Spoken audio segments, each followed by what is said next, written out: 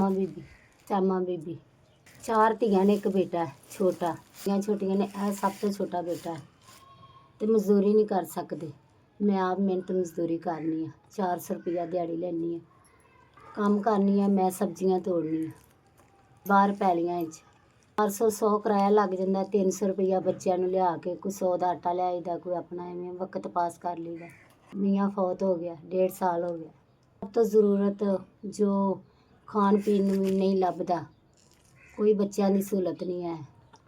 ਇਹੋ ਹੀ ਇੱਕ 10 ਦੀਆਂ 20 ਦੀਆਂ ਲਿਆ ਕੇ ਦਵਾਈ ਸਿਰ ਦਰਦ ਦੀ ਸੈਟਪ੍ਰੀਨ ਗੋਲੀਆਂ ਲਿਆ ਕੇ ਦੇ ਦਿੰਦੀਆਂ ਬੱਚਿਆਂ ਨੂੰ, ਨਹੀਂ ਪਾਈਦਾ।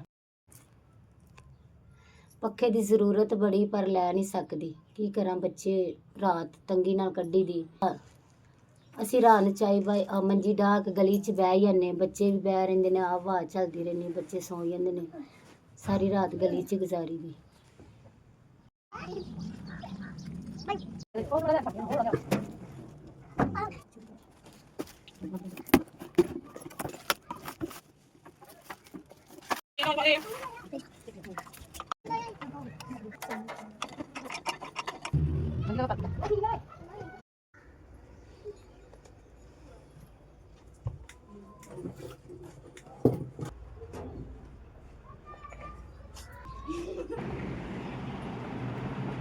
ਜੀ ਬੜੀ ਹੋਈ, ਅੱਲਾ ਪਾਕ ਉਹਨਾਂ ਨੂੰ ਤੰਦਰੁਸਤੀ ਦੇਵੇ, ਅੱਲਾ ਦੇ ਬੱਚਿਆਂ ਨੂੰ ਤੰਦਰੁਸਤੀ ਦੇਵੇ, ਅੱਲਾ ਪਾਕ ਉਹਨਾਂ ਨੂੰ ਕਾਮਯਾਬ ਕਰੇ, ਜ਼ਿਆਦਾ ਦੇਵੇ। ਧੁੱਪੇ ਬਹਿਣ ਤੋਂ ਤੁਸੀਂ ਮੇਰੇ ਬੱਚਿਆਂ ਨੂੰ ਬਚਾ ਲਿਆ, ਅੱਲਾ ਪਾਕ ਤੁਹਾਨੂੰ ਤੰਦਰੁਸਤੀ ਦੇਵੇ, ਗਰਮੀ ਤੋਂ ਬਚਾ ਲਿਆ, ਅੱਲਾ ਪਾਕ ਤੁਹਾਨੂੰ ਜ਼ਿਆਦਾ ਦੇਵੇ।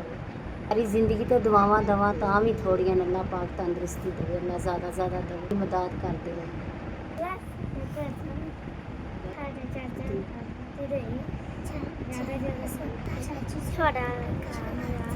ਉੱਚੀ ਬੋਲ।